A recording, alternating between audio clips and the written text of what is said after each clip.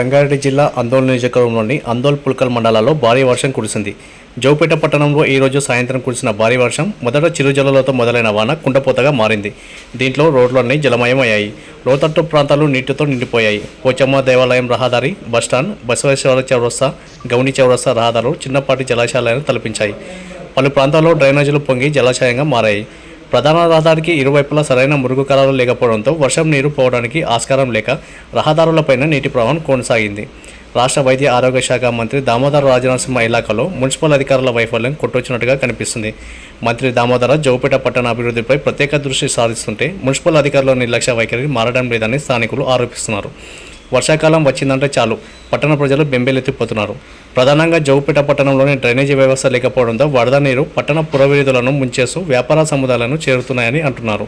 కొన్ని ప్రాంతాల్లో డ్రైనేజీలపై అక్రమ నిర్మాణాలు నిర్మించడంతో వాటిలో చెత్తా చెదారం కూరుకుపోయి నీరంతా రోడ్లపైకి వస్తుంది.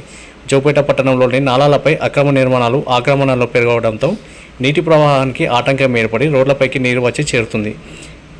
వీటి ఆక్రమణలు జరగకుండా చూడాలని వానాకాలం దృష్టిలో ఉంచుకొని ముందస్తు చర్యలు తీసుకునేందుకు అవసరమైన ప్రతిపాదనలు సిద్ధం చేయాలని మున్సిపల్ సిబ్బంది నాలాలో పూడికలను తీయడంతో పాటు ముంపు ప్రాంతాల్లో వరద నీరు నిల్వ ఉండకుండా ప్రత్యామ్నాయ చర్యలు తీసుకోవాలని జోపేట పట్టణ వాసులు కోరుతున్నారు.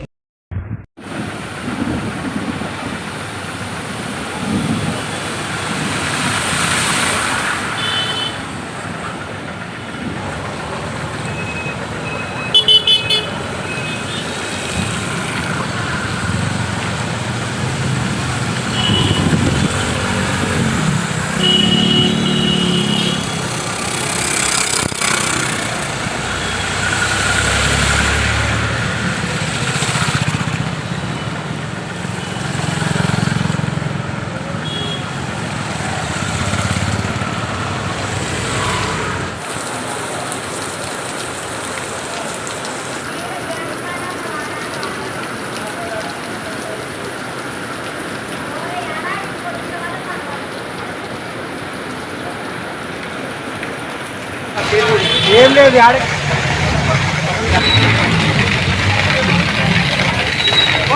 కిలోమీటర్ చూపిస్తా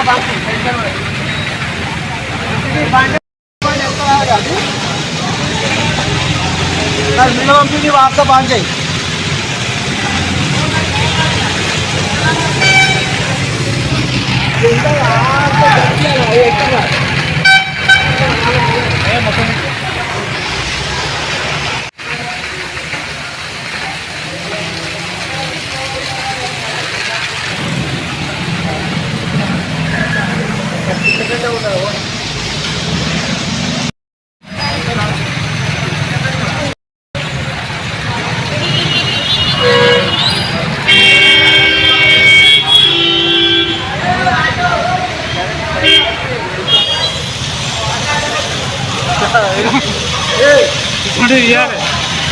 పెట్రోల్ పంప్ ఉంటుంది రోడ్ ఆ బార్ పెట్రోల్ పంప్ పెట్రోల్